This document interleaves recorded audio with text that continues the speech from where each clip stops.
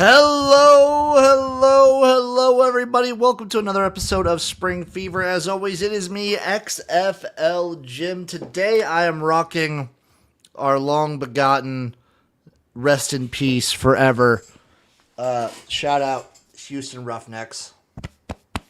The actual 2020 championship shirt. 2020 champion Houston Roughnecks, 5-0. Baby. I got this. This was part of my 2020 haul. It was awesome. It's a great shirt. Shout out the Roughnecks. Shout out PJ Walker. Shout out Cam Phillips. Shout out that whole team. Speaking of which, from that team, one Sergio Castillo of the Winnipeg Blue Bombers. So don't you ever forget that. But before we get into any CFL talk, any UFL talk, any talkity talk whatsoever, I do have to tell you that Spring Fever is brought to you by none other than Royal Retros. You are sad that the Houston Gamblers are gone. You're sad that the Birmingham Stallions are gone. Well, don't be beat up, because you can go over to Royal Retros right now and pick up a t-shirt, pick up a hat, pick up a hoodie. They have it all.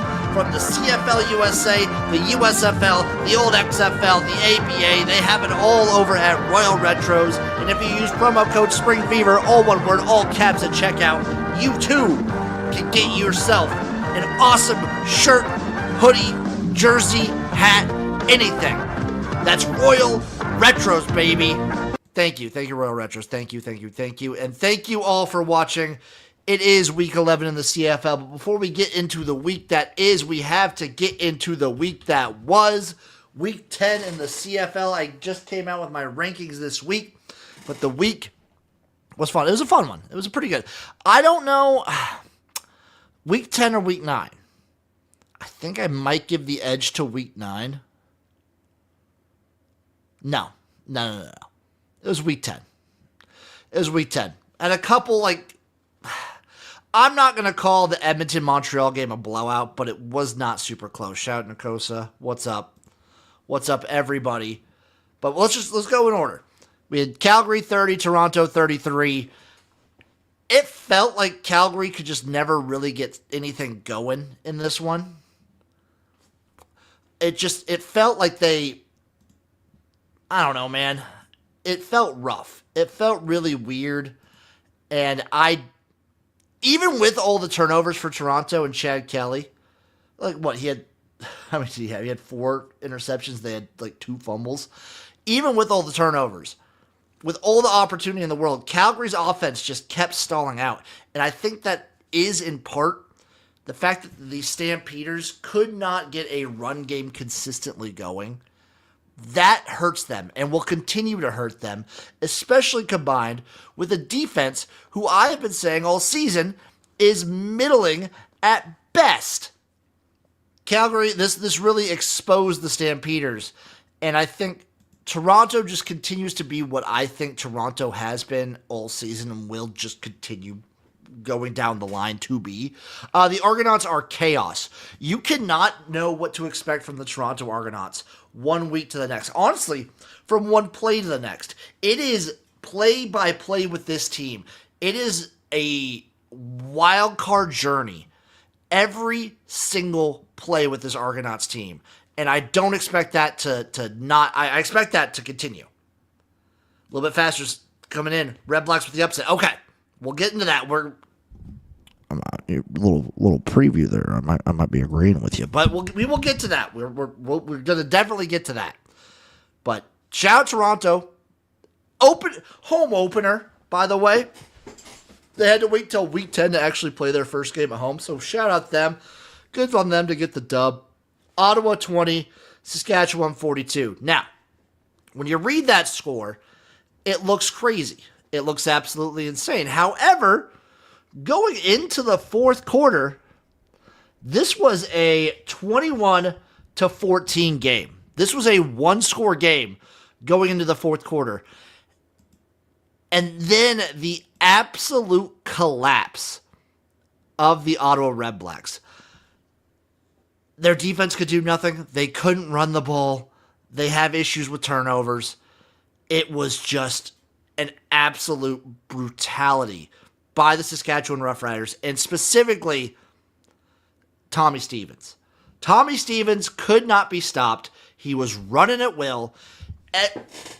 Tommy Stevens might be, I understand there's MOPs and Davis Alexander and Tyson Philpott, and they're more, let's say, I guess, dynamic players than Tommy Stevens. Tommy Stevens might be the most electric player in the Canadian Football League, because every time he's out there, you know it's a pivotal moment, and he is so automatic at short yardage. He's the best short down, best wedge QB, best short yardage guy that I can remember seeing in so long. He's so good, and I don't even know if he can really throw the ball. He's this dynamic and electric of a player. I don't even know if he can throw the ball. And that doesn't matter because he's Tommy fucking Stevens. Trevor Harris, for the most part, pretty good. Saskatchewan, the issue I have with this Rough Riders team, their special team stinks. And I don't see that changing. I worry for their special teams going forward. So, Ottawa, I don't know, man. This team, the Ottawa Redblacks continue to just frustrate me, and I assume all of their fan base every single week. They were in this game. They had opportunities. Yeah, Horvath is great too. I agree.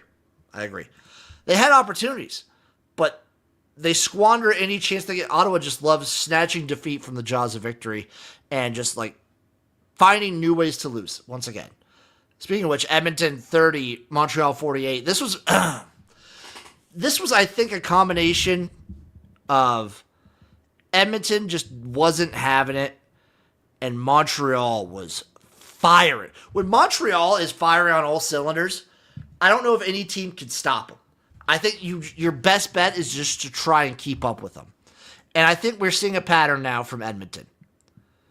Justin Rankin, he had some carries, but if Justin Rankin isn't going off, this team isn't consistent enough to really put it up on you. And I like Edmonton. I think Edmonton's a top 3 team. This is just Montreal. When Montreal's killing it, they're impossible to stop. And if you can't keep up because Montreal has a great defense, whatever. Broke your arm last night playing football. Oh, that's brutal. McLeod Bethel Thompson won a Grey Cup 2 years ago, and Ottawa had him benched until the game was already lost. So, he hasn't played. Yeah, that's fair. He is the backup. He's just there. I think Ottawa is seeing what they have in Jake Mayer. This is a full year to give him the reins and see if you need to go somewhere else next year. The issue with Ottawa is they can't run the ball, and McLeod Bethel Thompson can't run at all. He would get destroyed back there. He's kind of a statue. I think he's good. Don't get me wrong. He can sling it. He can be quick with it. Yeah, but Mayer sucks. He does, but this whole team sucks. Every aspect of this team sucks. So I don't know. I don't know what Ottawa's going to do. Last game, Hamilton 24, BC 27. I don't know what BC's issue is with using Blake Horvath. They should use Xander Horvath. They should use Horvath more than they were doing. They gave him 16 carries. They should do more. They should be using him so much. He's so good. Nathan Rourke, obviously back. He's going to need a little bit more time to adjust. He'll get into it. BC's defense is trash. I do think Hamilton has at least an exciting quarterback prospect in Harrison Frost. I think they have that going for him. Another team that can't really run the ball, so I worry for the Ticats. They're just in a spot right now where they're going to hope and play for the playoffs. Butler has been disappointing, especially for a guy who is supposed to be and has been one of the top backs, like top 3 back in this league consistently. Butler has been disappointing. Like, point, stop, has not worked. But I think also the fact that he's the only run threat on BC is a little, I don't know, he's had, like 2 years ago, he was great. He was also dynamic in the pass game. BC is just in a weird spot. BC's in a really weird spot. They've had so many close games, and they've been losing, but they seem like they should be in such a better spot because what are the standings right now? The standings right now, they are in last place in the West, right behind Calgary. But honestly, I feel like BC has been playing better than Winnipeg recently. I think the future of the Ticats is Frost. I was impressed with them. Now, I think Ford could be a good short yardage back. I just don't see him being like the guy. It's hard to see Trey Ford as the guy. But right now, the standings, we have Saskatchewan, Edmonton, Winnipeg, Calgary, BC in the West, Montreal, Toronto, Hamilton, Ottawa in the East. So Hamilton is 3-6. Toronto's only 4-4. The playoff race in the West is going to be real interesting because we got Winnipeg at 4-4, Calgary 4-5, BC 3-5. They're all neck and neck. Edmonton at 6-3, only a couple games up. We're getting there. We're getting there, baby. We're getting there, and that leads me in to Week 11. Week 11 is going to be a super fun week in the CFL, baby. It's going to be electric. It's going to be awesome. It's going to be so damn fun. And we're starting off with the BC Lions versus the Calgary Stampeders. The Stampeders are 4.5-point favorites at home. BC plus 190 on the money line. Total set at 63.5. You know I'm hitting that over. You know I'm going to hit the over for the BC Lions and Calgary Stampeders. A, 2 bad defenses. B, Calgary finally back home after this crazy run they've been on. C, 2 bad defenses. I also think BC kind of starts feeling themselves. And yes, Calgary can't run the ball. And no, BC can't run the ball. What do these 2 teams do poorly? Defend the pass. So, give me the over. I lean towards BC as well, by the way. It's 9:08 here in Winnipeg. Respect. It is going to be a great game. And the stream will be live for that game. So I'm streaming Thursday, but won't be able to stream Friday because I'm going to a wedding. But I'm going with the over. And I'm going to go the BC Lions plus 4.5. Calgary embarrassed this team the last time they played. And they have that in their memory. They have that in their mind. And they're gonna play with fire. They're gonna play with fierceness, and it's gonna be close. I think Calgary wins, but I think BC keeps it close. Give me the plus 4.5 for the BC Lions. Come on. Come on! This is gonna be such a good game. It better be. It better be a super fast-paced, high-flying, no-defense game. It's gonna be amazing. Game number 2, Ottawa Redblacks at the Winnipeg Blue Bombers. Bombers are 6.5-point favorites, plus 245 on the money line for Ottawa. Total is 57.5, the lowest total of the weekend, baby. Real fast, Quebec City expansion announcement, Ruben, for September. I would love that. I don't know if we hear anything this year, especially during the season, but I would love to see that. Now, when it comes to Ottawa versus Winnipeg, there's kind of 2 things going on against each other right now. Let me just tell you something. The Ottawa Redblacks have not won a game this season. They've gotten close a few times. They got close against Winnipeg when these two teams played each other. And now, if I look back from week 1 on, Winnipeg has not won. Sorry, they've won 1 game at home, I'm seeing. The Winnipeg Blue Bombers have won 1 game at home this whole season. Last time these teams played, Ottawa barely lost in overtime. So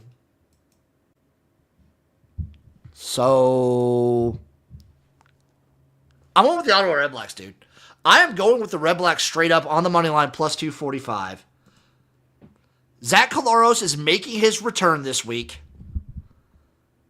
I'm taking the Redblacks plus 6.5, plus 245 on the money line. This is where Ottawa gets their win. I'm putting my reputation on the line. Not that I have a good reputation, but I'm putting whatever trash reputation I have on the line for the Ottawa Redblacks. Yes, the O-line for Winnipeg is garbage.